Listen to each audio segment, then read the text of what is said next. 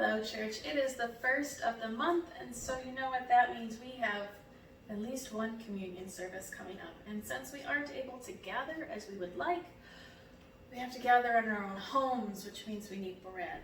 I've never made bread at home before, but this recipe said it was the easiest one you could find. My assistant just left me. All right, our recipe starts with 2 cups of flour, which I've already measured out because the full 1 cup doesn't fit into the flour. And a tablespoon of baking powder, not baking soda, those are mistakes that happen sometimes. And 1 teaspoon of salt.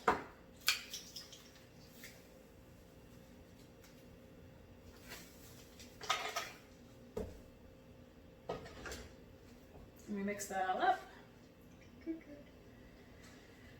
And then 2 tablespoons of oil.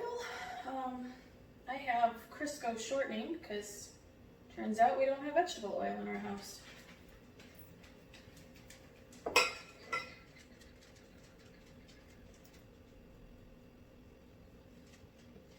And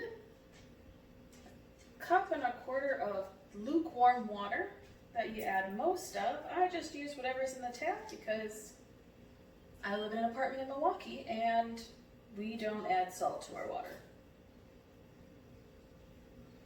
So, Milwaukee's finest right here. Keep mixing that up. And it's supposed to have the consistency of pizza dough.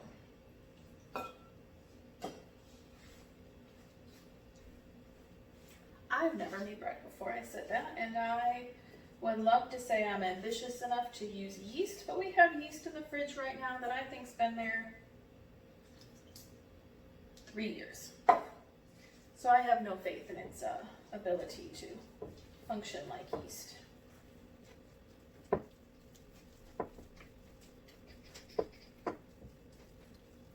And then we spend a couple minutes kneading it, and we'll give it a half an hour to an hour to rest. I won't make you watch all of that.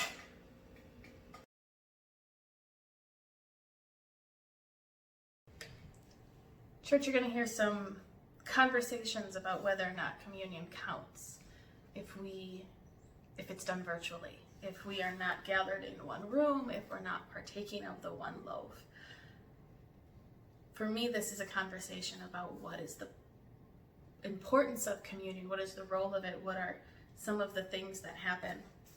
I believe that communion connects us across all of time and space with all believers who have ever partaken of the meal together since Jesus gathered with his friends for the last meal together.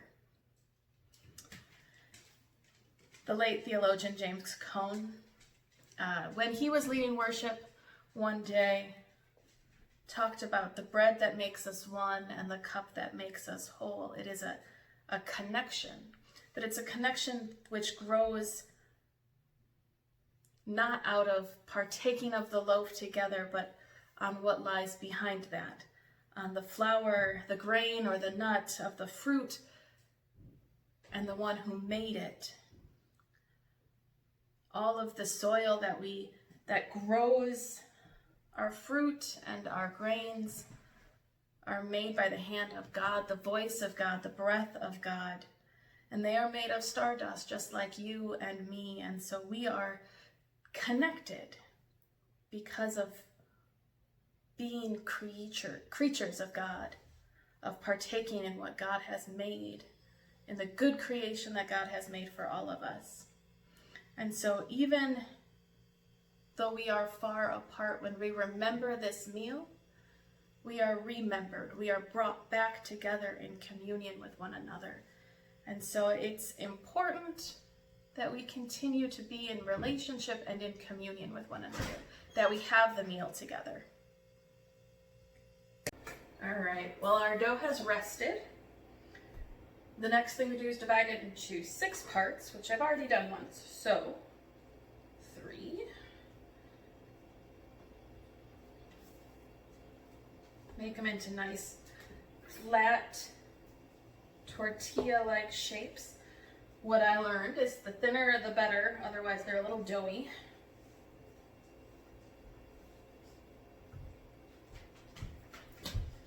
Turn your skillet up fairly high with some oil.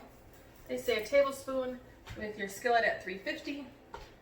Here's the lesson: you don't want it so hot that your smoke detectors go off.